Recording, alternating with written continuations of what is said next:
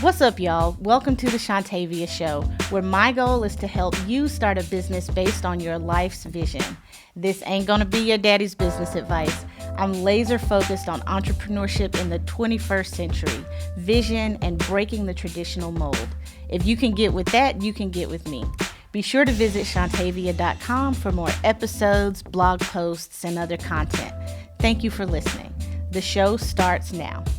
Hey everybody, this is Shontavia with the Shontavia Show, where I help you create a business based on the vision you have for your life. So I'm excited about this episode, which is about intellectual property. This is like my bread and butter. This is where I started. My first job when I graduated from law school was as an intellectual property lawyer. And intellectual property, kind of the umbrella term for patents, trademarks, copyrights, and trade secrets. This is really where I cut my teeth and learned how to be a lawyer. And I loved it because I got to work with inventors, with creators, with people who were excited. So, like when I graduated from law school, a lot of my classmates were out arguing with people in court or dealing with really traumatic the circumstances involving like crimes and that kind of thing. And what I loved about what I got to do is that usually people weren't angry with each other. Now, obviously there were some times, but usually people were excited because they'd invented something, they'd created something. This was their baby. This was, like the thing that they were really, really proud of. And I was helping them figure out how to protect it. So I love working with creators and inventors even to this day for that reason.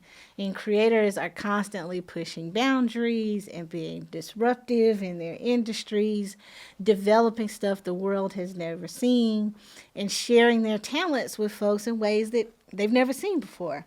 So I just really love working with people who create stuff. But along those lines, what I've found with people who create stuff, they're so committed to creating stuff that they don't always stop and assess the value of their work out in the world and how to immediately monetize it. And this is somewhat of a challenge because not everybody wants to monetize their work, and that is 2,000% fine. But for those people who would, if they only knew and understood how to do so, it can be pretty tragic when they've created something and then someone else goes out and uses it, makes a ton of money off of it, or gets a ton of press or a ton of interest or whatever, and that original content creator is kind of stuck not getting anything or holding the bag, if you will. They've done the hard work of creating the thing, but they don't get any value or benefit of it. So like if you're familiar with the term on fleek was created by a little girl on Twitter, and she did not know or think about, taking steps to put a brand around that term on fleek. And now, maybe it's fallen a little bit out of popularity, but for a time, the term on fleek was everywhere. Big companies were using it, athletes, actresses, people with huge platforms were using that term on fleek. And this young lady who actually invented the word, never really got to see the monetary, financial, or platform value of doing that. There's even a lawsuit I heard about recently where Lizzo, who has one of my favorite songs of 2019, has a song called Truth Hurts, and there's a line in that song where she says, just took a DNA test, found out I'm 100% that bitch. Like, she got that line from a Twitter account. And the person who originally tweeted that line has been talking about for quite some time that, hey, I created that line, but I'm not getting any songwriter credit or any, kind of recognition for coming up with maybe one of the most popular lines in an R&B/hip hop song in 2019. Although Lizzo came back around toward the end of 2019 and said she would give that person a songwriting credit. But at any rate, The stuff that comes out of your brains, these assets that come out of your brains, are oftentimes overlooked by entrepreneurs, or they don't think about it until it's too late. And so this whole episode is about how to help creators think about their intellectual property assets, the stuff that they're creating and inventing, before it's too late. Now, you may choose not to monetize your work, and that is completely fine. There's some cases where you won't be able to monetize your work because the law says you can't. That is completely fine. But what I want to do is just give you enough information so that you can make the right decision for you, for your brand, and for your business. And again, this concept of intellectual property, where some lawyers actually don't like the word intellectual property because it's a little bit of a misnomer. They just want us to say copyrights, trademarks, patents, trade secrets, whatever. The point is, if you're creating stuff with your brain, there's probably some law that helps you protect it so that you can figure out how to monetize and leverage it yourself. So what is intellectual property? What can it include? And the answer is that it can include so many different things. Your list of customers could be considered intellectual property. The stuff you post on social media could be considered intellectual property. A catchy slogan, a logo, a jingle, a word you made up. All of this stuff, the way you are selling yourself, your business. I guess I shouldn't say selling yourself. Maybe that's intellectual property too. But the way you're selling products and services, your company, the way they show up in the marketplace, all that stuff could be considered intellectual property. This podcast I'm doing is intellectual property. Perhaps it's that awesome book you wrote on Amazon or selling on Amazon. That's intellectual property.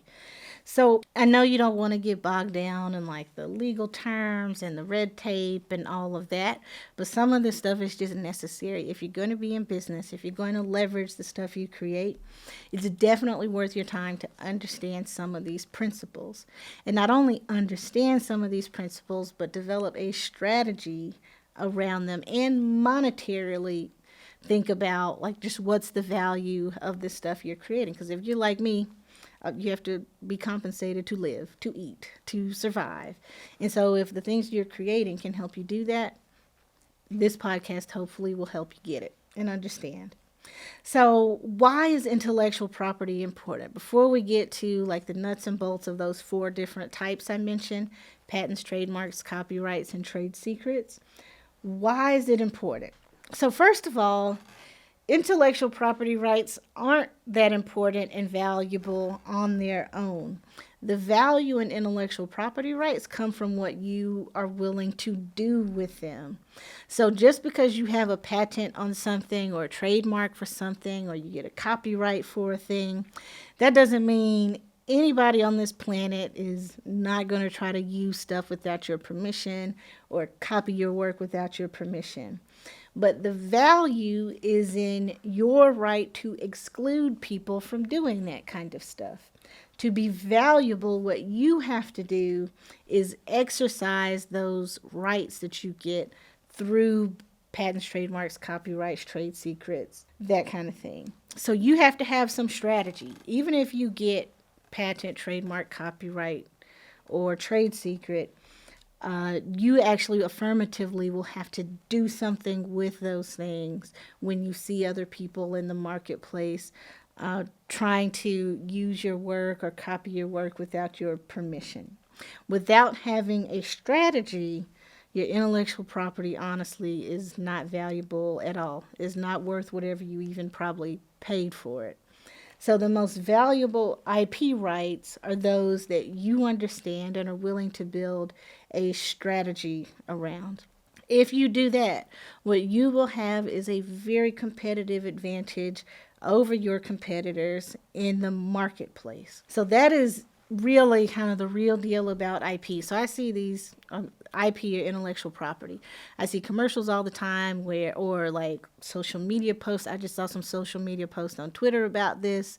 They said, oh, if you get a trademark, then other people will not use your word anymore. And that's not really the case at all. The value is in how you execute a strategy. The other reason intellectual property is important is because it encourages innovation. It takes a ton of work to come up with a really unique idea or truly useful idea or to create a really amazing brand.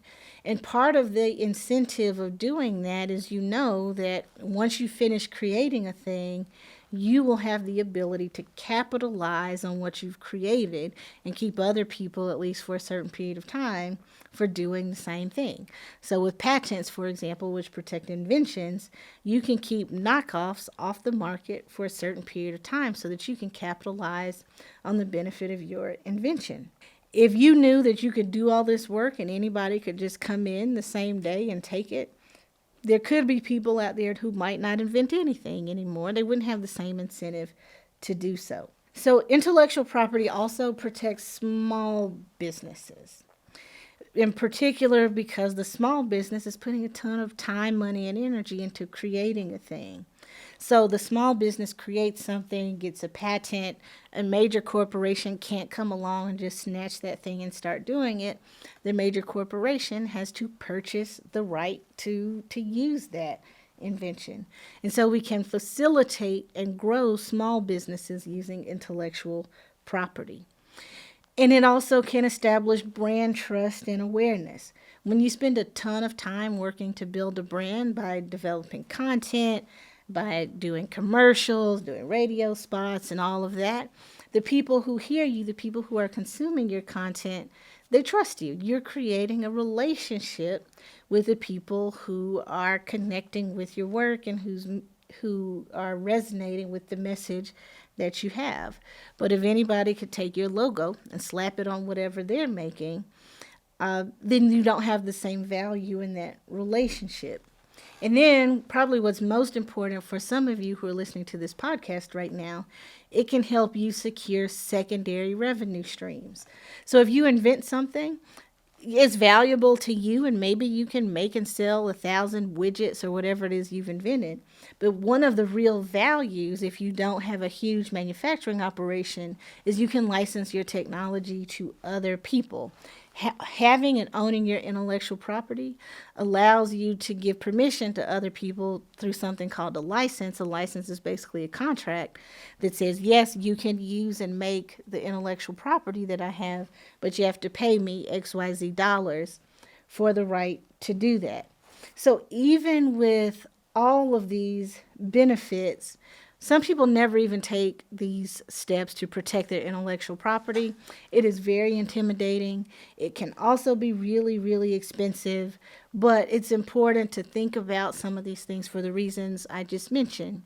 And then, too, for those of you who are seeking funding or who will be seeking funding, oftentimes whoever's funding your company, whoever wants to invest in your company, wants to know you have intellectual property as an asset that can be used to grow and support your business. So I know I spent a ton of time talking about that, but I think sometimes people don't really understand why they even want a patent or a copyright or a trademark. But seeing that value is critical. In fact, there was a time, maybe 20 years ago, I was reading a magazine article, and the president of one of Oprah Winfrey's companies said ultimately at the end of the day, Oprah's company, which is called Harpo Incorporated, it's an intellectual property company. So some of us might think about Oprah Winfrey and think about her as an entertainment mogul or as a talk show host or whatever.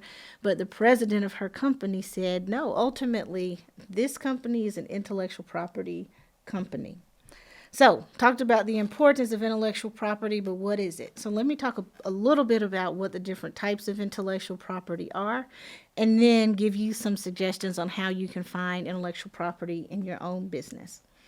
So the first type of IP that I mentioned is copyrights. Copyright law protects tangible, original works. That includes stuff like art, poetry, books, movies, songs, radio shows, podcasts, computer software, videos, components of architecture, even choreography.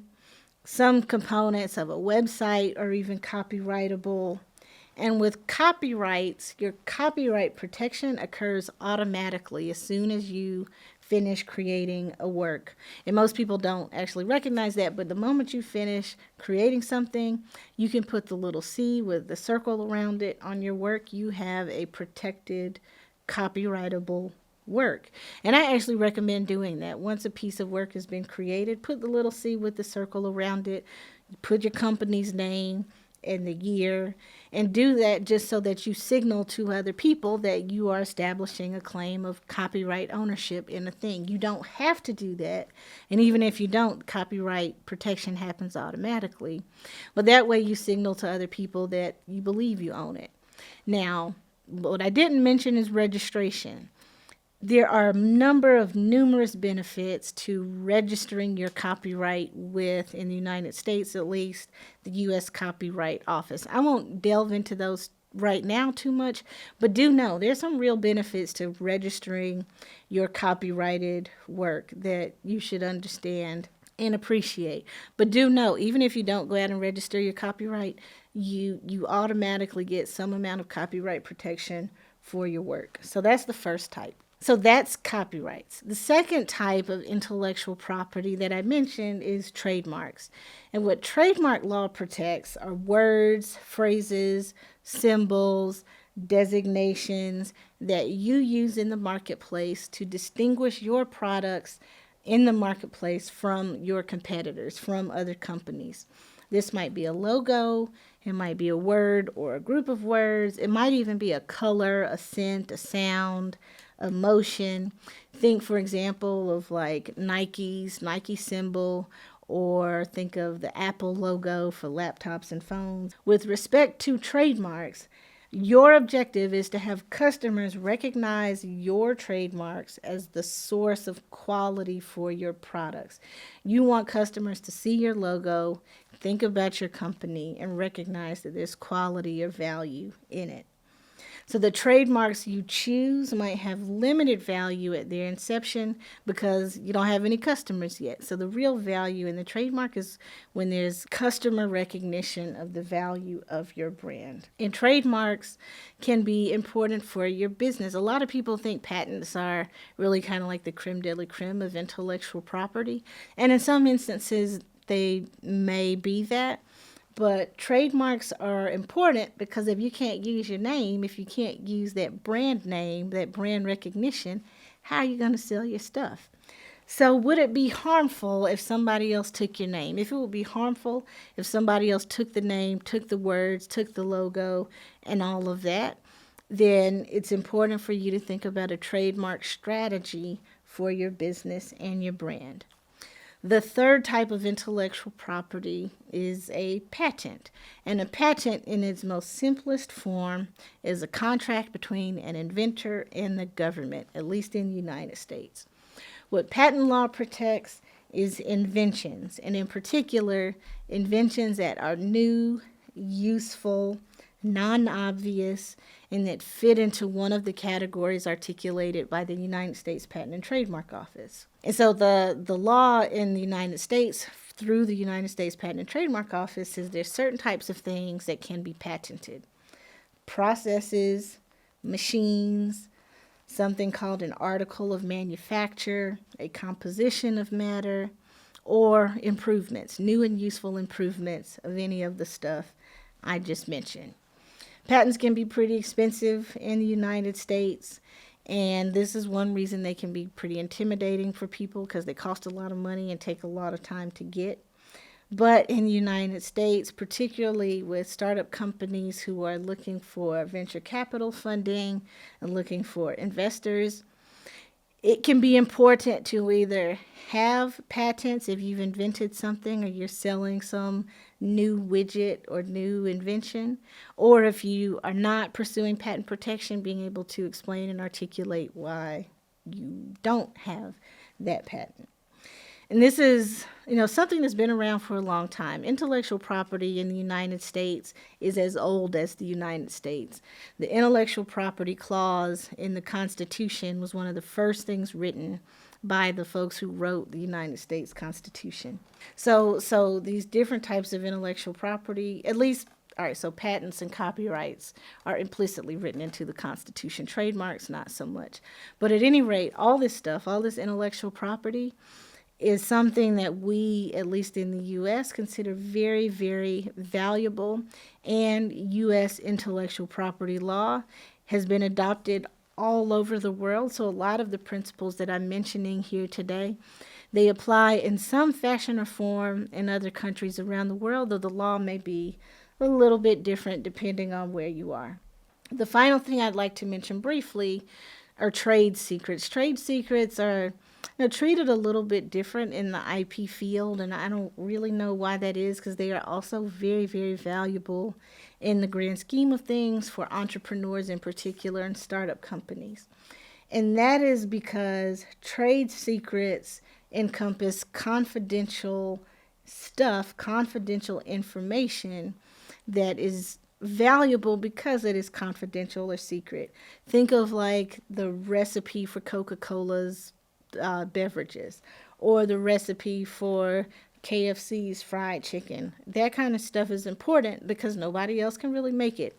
You can try to reverse engineer lots of things, but the value, at least part of the value, comes from not being able to recreate the thing.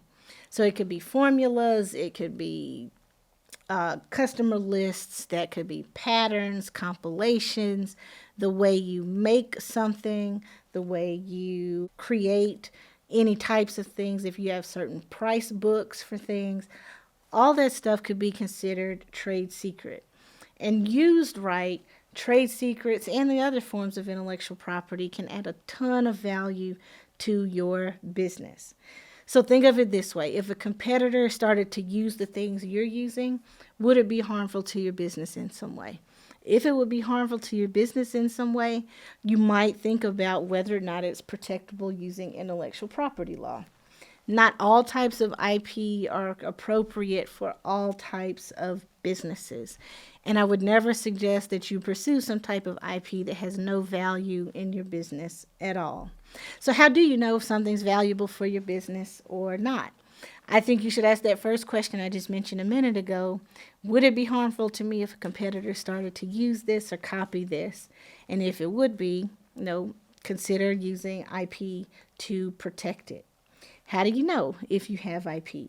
Number one, what types of things have you created and written down or typed somewhere? What types of original things have you created? Number two, how do you connect with your customers? How do you distinguish yourself in the marketplace from your competitors? Have you invented something that's new, useful, that is not an obvious thing, something that is new and useful that you haven't seen in the marketplace anywhere? Though keep in mind, just because you haven't seen something doesn't mean there's not a patent out there for it, that it hasn't been invented yet. But at any rate, these are good starting points. Are there secret things that give you an advantage over others? If you can answer yes to any of those questions, you probably have some intellectual property that you should consider protecting. Thank you so much for listening to this episode of the Shontavia Show. If you enjoyed this episode, please be sure to like, subscribe, and leave a comment wherever you're listening. You can find me on social media everywhere, Facebook, Instagram, Twitter, LinkedIn, and wherever else, at Shontavia JESQ. You can also visit me at shontavia.com to find a transcript of this episode, along with other show notes. While you're there, please be sure to subscribe to my email newsletter. The information shared in this podcast and through my other platforms is designed to educate you about business and entrepreneurship, and I love to do this work. While I am a lawyer, though, the information I provide is not legal advice and does not create or constitute an attorney-client relationship. The Shontavia Show is a Leverage Incorporated original. The show is recorded on site in South Carolina and produced at Sit and Spin Studio in Greenville, South Carolina. Original music and sound design is by Matt Morgan and Daniel Gregory. Mixing and mastering is by Daniel Gregory. And the video is by GVL Media.